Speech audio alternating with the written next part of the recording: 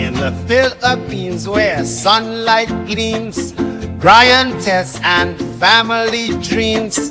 By the shorelines, kids at play in a tropical bright array. Good morning, YouTubers! Welcome back to our YouTube channel, Brian and Tess in the Philippines. Good morning, guys. Today's video is about, well, what is it about, babe? We finally got our generator delivered and the huge setback of our kitchen. Yeah, was our builder a con man? Wouldn't say he's a con man, but he certainly didn't have the experience that we thought he had, and it's a disaster. You'll see if you sit back and watch the video to the end, you'll see what's happened, and I hope you enjoy the video. Don't forget, again guys, as I always say, check out the links in the description below. Also, don't forget that subscribe button down there in the corner. If you haven't already pressed it and subscribed to our channel, please subscribe. Don't forget to click the like and drop a comment and say g'day. So thanks guys, sit back, enjoy the video. Well, just on our way back from town, yet again for about the 50th time in the last 4 days or something, man. It's been super busy out here. We've been here for as many days as we can trying to supervise the builder and just get stuff done. Again, the problem here is in little tiny province towns like this, you can't get anything you want. The supplies are just not there. If it's not roofing iron or hardy flex or some nails and screws, they just don't have it, or some plumbing supplies as in pipes. It's really difficult to even find the right elbows and joins and stuff for your plumbing.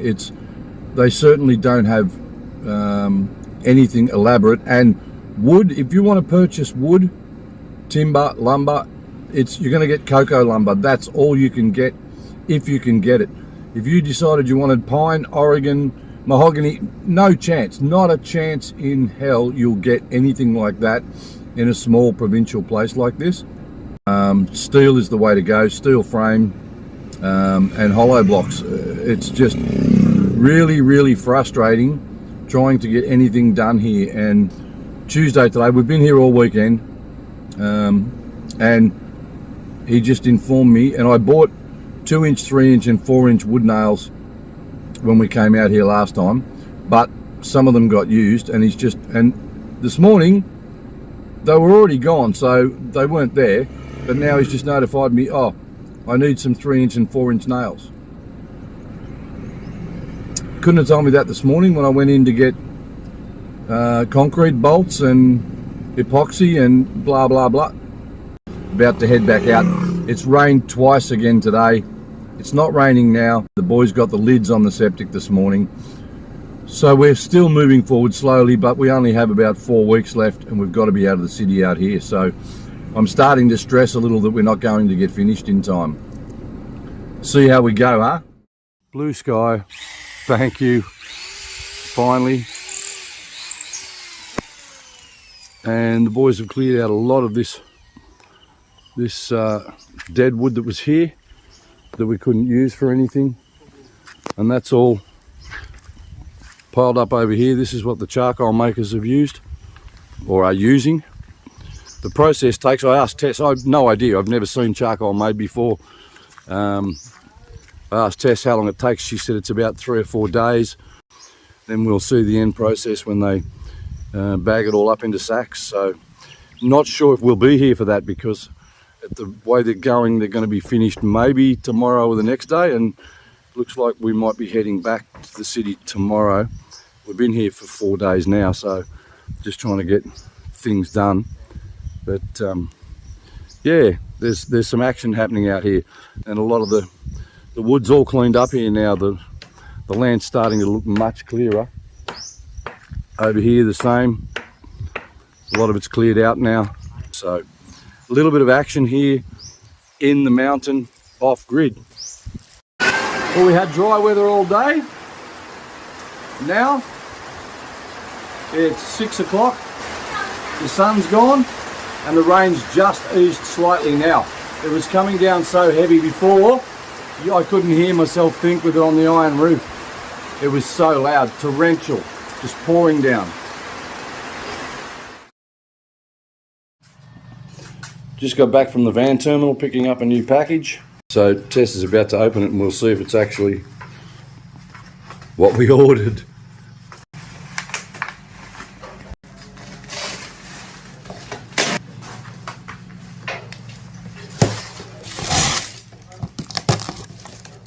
An inverter gasoline generator.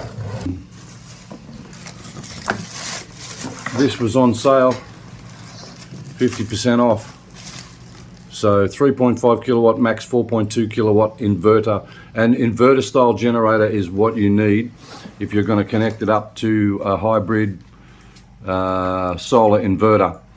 So you get good clean energy and it adjusts otherwise. I do know some people that have one of the same 4.2 kilowatt 24 volt inverter, and they tried connecting just an ordinary gas generator up to it and to charge their batteries when they had a couple of autonomous days and no power going into the batteries, and they actually blew up the inverter. For those days when you might get a week of rain and you're not getting any solid charge into your batteries.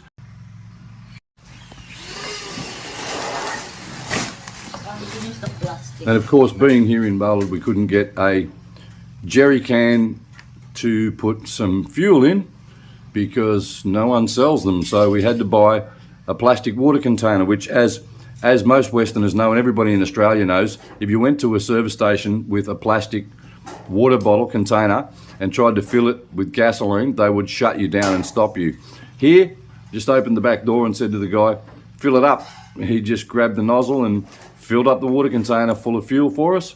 We've got to get this all unpacked, figure out a place we can mount it permanently outside and put a cover over it, a cage on it so it can't be lifted up and carried away, and give it a test out.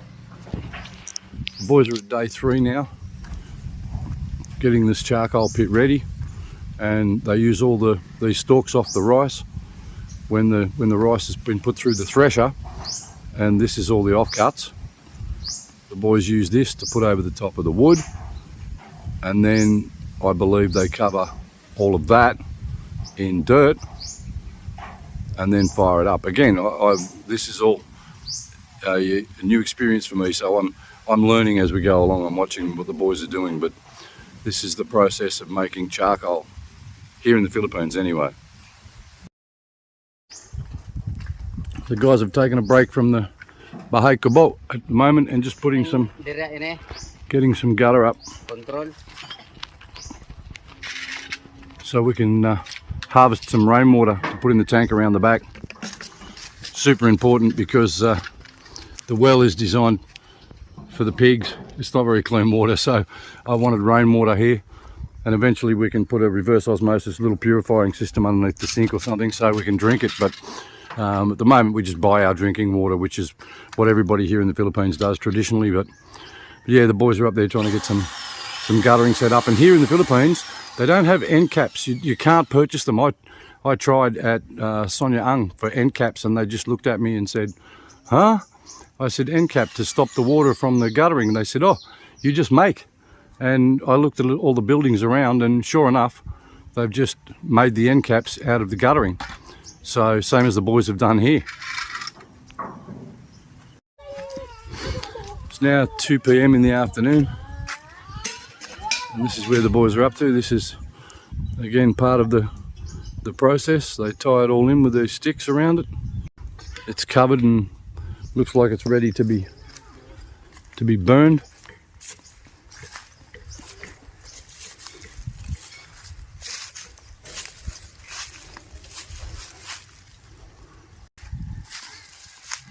But I have no idea if they're finished. There's a shovel there in the dirt, so it's maybe it's just break time and they'll come back and throw some more dirt on. I don't know whether they're going to throw the rest of this dirt on top or not. As I said, it's all a learning experience for me. It's a new process. I've never seen it before, so we'll see the end result in a couple of days. We're just back over at HQ, and I noticed all the tools for harvesting rice. They call these garab, G-A-R-A-B. So I'm not even going to put my finger on that. I reckon I could shave the hairs on my arm with it, just looking at it.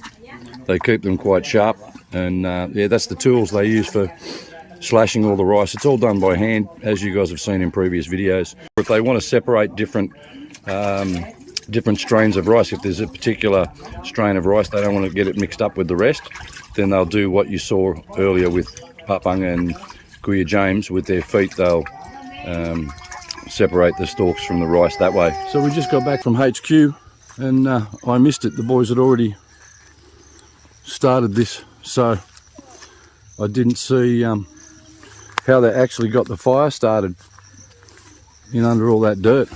I'll have to find out whether that's going to smoulder like that for 12 hours, 24 hours, 48 hours. I don't know how long it burns like that for, but we'll find out. So the sun's just starting to set now, and the boys managed to get that piece of gutter completely finished. Got end caps on, homemade end caps, and a homemade downpipe. Most places don't have guttering here. They just don't use it. They just let the water pour onto the ground. They don't have water going into stormwater. Hence the reason they have so much flood, have so many flooded streets and stuff, because the water is just pouring down everywhere off every single roof. So in a country that doesn't have good healthy drinking water supplied by the local government or local councils, and they're buying their drinking water that has to be purified, and they're paying 25 peso per container, per 20 litre container, you would think that people would harness the rainwater more. You can buy lengths of guttering, and that's pretty much it, and it's always damaged when you get it. They have no respect for the materials when they're transporting them, and they get here partly damaged, and it's just unbelievable. We had one of the bags of tile adhesive that got here was actually in a plastic sack. It wasn't in the bag of the tile adhesive. I'm like, what happened to that? It got busted, like seriously. And some of the flashing got damaged, and I said, what happened to this? This is damaged. Oh, sir, it was damaged when we collected it from the hardware. I said, really? So you accepted damaged goods from the hardware? Are you fucking serious? Pass the buck to Sonia Ang the hardware, and Sonia Ang the hardware will pass the buck back to the trucking company and say, no, it wasn't damaged when we provided it to them. Of course it wasn't. But try arguing the point now to get replacement product. Fortunately, we don't need the full lengths of the flashing, so we'll cut the ends off, but they just destroy everything they throw into a truck. It's the same with the couriers. You get broken products here delivered all the time. So anyway, enough of my rant. We got the guttering up on one side so that we can pipe that down to a tank, and then once the kitchen's complete over there, we'll do the same on the other end and run run some pipes down into the tank. And then, as I said, in the future we'll look at putting a small reverse osmosis purifier under the sink in the kitchen, so we have drinking water on tap. At the moment we'll buy our drinking water until we get set up properly. And Tess has just informed me that this will burn for 3 nights, or smoulder like that for 3 nights, and the guys will literally stay here and keep an eye on it for 3 days. They'll take shifts, and then someone will be up keeping an eye on it all night, because if a hole bursts through the dirt and the fire starts shooting up, it will destroy the charcoal. It's now 8:30 at night, the first night, and the boys are out here. In fact, one of the guys even brought his wife here earlier. I don't know if she's still here, but one of the guys had his wife here. Maybe that was to cook some dinner. This is the process in making charcoal. So the boys have started on the frame for the Bahai Kubo, and this piece at the top up here is going to be for the internal ceiling for the Hardy Flex. We'll have 2x4s coming out under the iron and down across the top. So all the trusses for the top will be 4x2s, and we've got 4x2s around the side here, but and going across, braced across here. So we're using the woods we've got.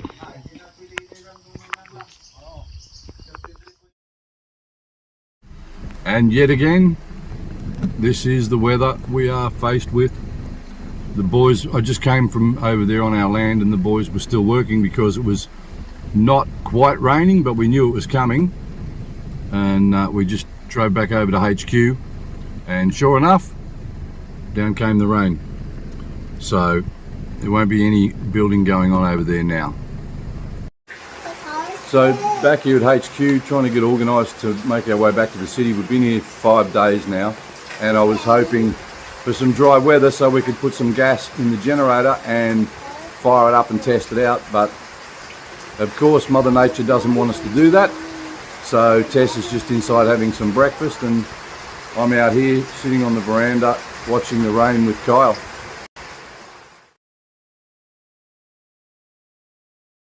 Eight o'clock Monday morning, we're back out here. We haven't been here for a few days, so the boys have started to knock up some framework for the bamboo kitchen. So when we get the builder, he's actually off sick today, so I was hoping I could sit down and have a chat with him and tell him what I need changed and fixed that is not strong enough. Again, the builders here, nobody seems to be qualified. They don't really know what they're doing, especially with load bearing. And I have to apologise because you can see here, this is where the guys bagged up the charcoal. They did it yesterday. We couldn't get back here yesterday on Sunday, and they dug up this pit and bagged up all the charcoal. I think it was 70 bags of charcoal from that wood. So I said to Tess, leave this pit here, we'll just throw some plastic in there and we'll fill it up with water. That can be our swimming pool. By the way, all this wood came from the land and it was all cut by chainsaw. It's the measurements aren't very uniform all the way from one end of a piece of timber to the other. It can be 4 inches wide at one end and 4.5 at the other. Or if it's 4 by 2, it can be 2 inches at one end and 2.5 at the other. It's really difficult to try and put this together so that we can actually put hardy flex on and it'll all be flush. Typical Philippine style building, it's rough and ready. So all we did today was just clean up a lot of the scraps and stuff that were all here. Just try and tidy up the workplace a little bit. Get all the wood or the bamboo framing that was above the septic down. Just sort of stack all the offcuts of timber and stuff in one place. So clean up a little bit of the rubbish and just make it a little bit easier to walk around here. It's been a total mess. At least now you can see where you're walking and see those yellow cobras and the black snakes. But yeah, so very unproductive day. We did manage to get some outlets installed. I'll show you those. We did manage to get some outlets installed and we put them way up off the floor where the kids can't get at them. Another one over here. A couple of light switches, double switch there. Another outlet, single switch for what will be the toilet, the CR switch.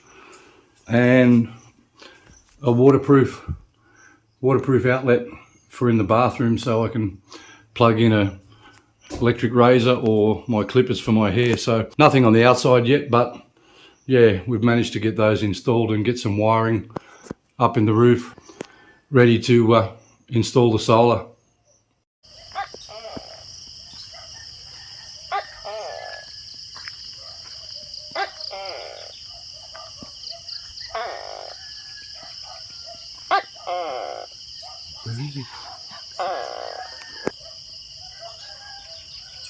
And sometimes here, you get woken up in the night by geckos.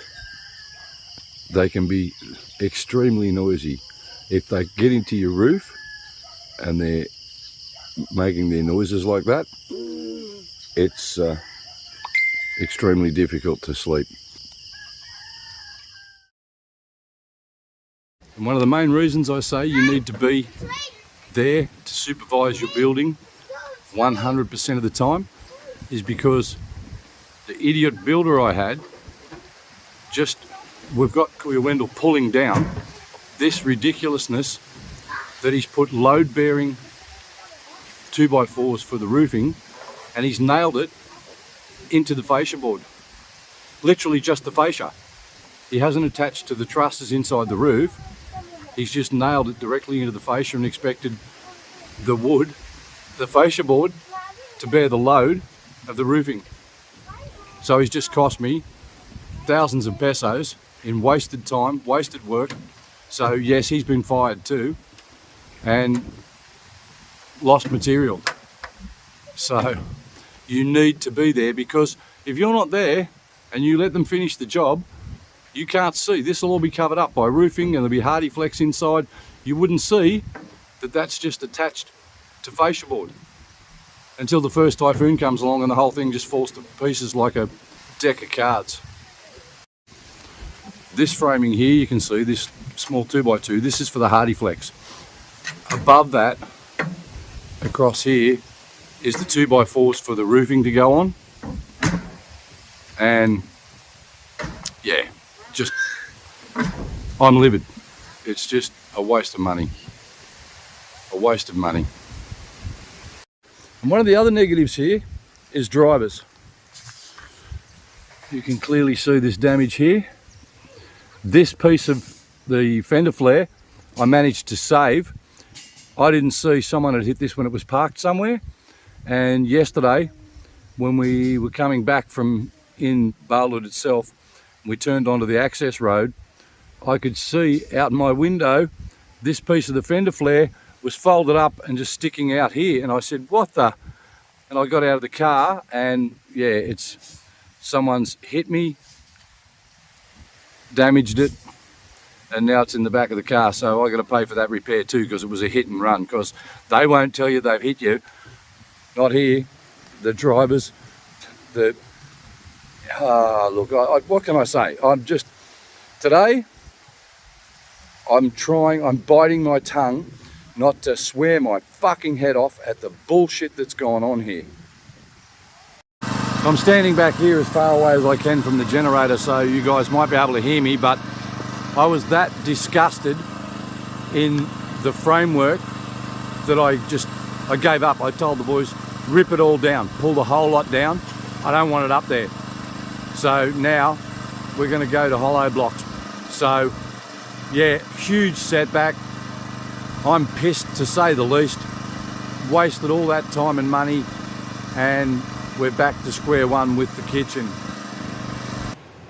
So that's the disaster that happened when we got back out there. We keep going out there as often as we can to supervise, and as I said on the video, that's the reason you need to be supervising 100% of the time, because you don't know what's going to be done and then covered up before you see the build, and how weak the structure could be.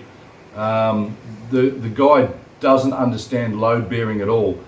He didn't seem to have any experience with tiling, so we stopped that and had to rip some of the tiles off the wall. He has no experience in electrical. Builders here do it all. Electrical, tiling, plumbing, building, bricklaying. Where in Australia, they're all separate trades. Here, they do the lot.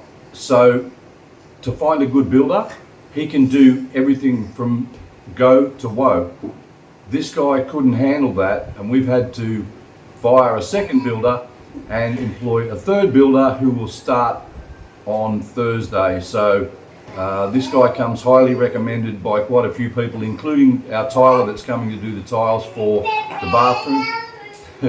Including the tiler that's coming to tile our bathroom. The guy is highly recommended. People say Australians will never be happy with the standard of building here, or Westerners will never be happy with the standard of building here.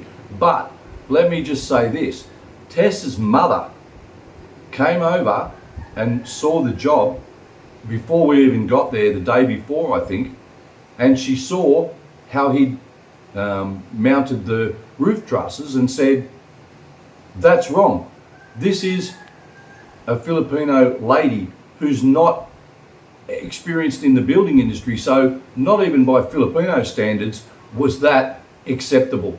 So anyway, that's just where we're at, guys. We're going to switch to doing hollow blocks now and use the hollow blocks that were designed for the house. And again, it's just another change, but that's life here in the Philippines. What can you do is just roll with the punches, cop it on the chin, and just keep moving forward. So hope you enjoyed the video today, guys. Thank you very much for watching. Thanks to all of those who have subscribed. Don't forget to subscribe now if you haven't already.